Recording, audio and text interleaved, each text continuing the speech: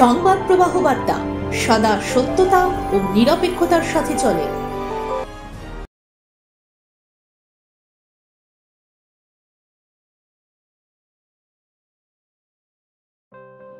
দাদু লিখেছিলেন মরুতীর্থ হিংলাজের মতো কালজয়ী উপন্যাস। সেখানে হিংলাজ মন্দিরের যাত্রাপথ কত কঠিন ছিল তার বর্ণনা করেছিলেন অবধূত তথা দুলাল চন্দ্র মুখোপাধ্যায়।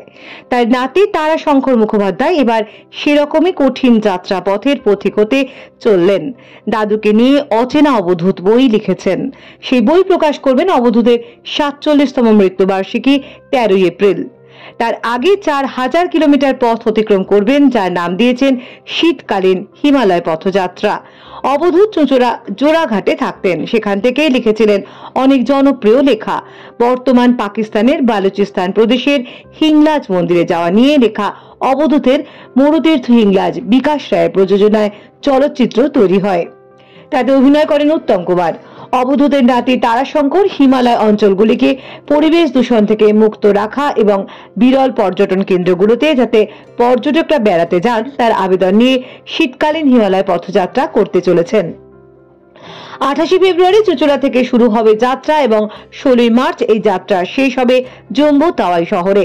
প্রায় ৪,০০০ কিলোমিটার যাত্রাপথ পাড়ি দেবেন তারাশঙ্কর মুখোপাধ্যায় তার ৩ সঙ্গীকে নিয়ে। পশ্চিমবঙ্গের পানি ট্যাঙ্কি থেকে হিমালয় যাত্রা শুরু করে নেপালের কাঁকড়াভিটা, ভরতপুর, লুঙ্গিনী এবং কপিলাবস্তু ও শিশু পানি হয়ে উত্তরাখণ্ডে টনকপুর, চম্পাবট, বোয়ালধাম এবং উত্তরকাশী হয়ে হিমাচল প্রদেশে রোরু, নারকান্ডা, রামপুর, বুসার, রেকংপিও, নাকো, টাবো, কাজার লোসার, কংজম পাস এবং ছক্র, শিশু উদয়পুর, পাঙ্গি ও কিলার হয়ে জম্মু কাশ্মীরের কিস্তাওয়ার, অনন্তনাগ হয়ে শেষ হবে জম্মু তাওয়াই। বৃহস্পতিবার তারাশঙ্কর মুখোপাধ্যায় এক সাংবাদিক সম্মেলন করে জানান সে কথা। এই ১০০০ কিলোমিটার যাত্রাপথ কিছুটা বিরল এবং ঝুঁকি সম্পন্ন হলেও এই রাস্তাকে আমরা বেছে নিয়েছি কারণ পর্যটকদের কাছে এই রাস্তাগুলো খুব বেশি পরিচিত নয়।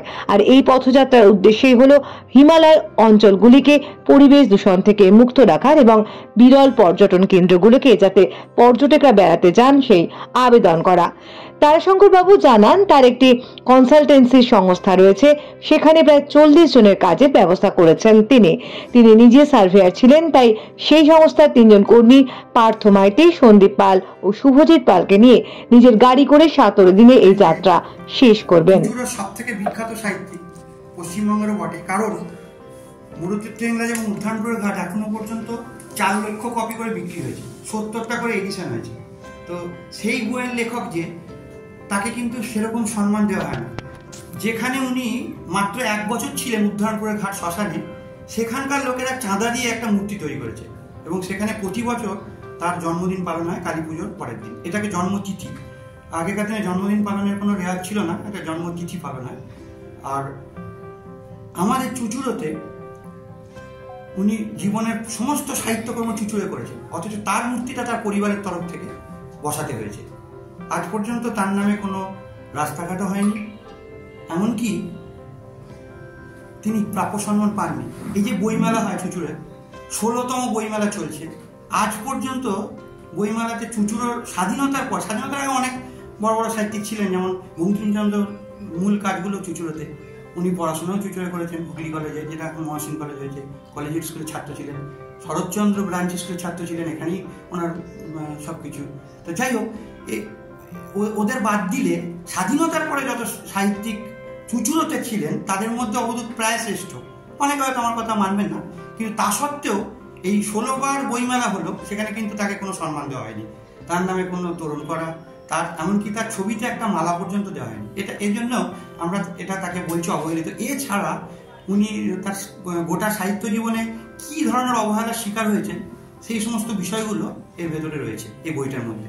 এই বইটা আপনাদের প্রকাশ করা হচ্ছে একটা অন্যতম উদ্দেশ্য, এটা হচ্ছে প্রধান বিষয়।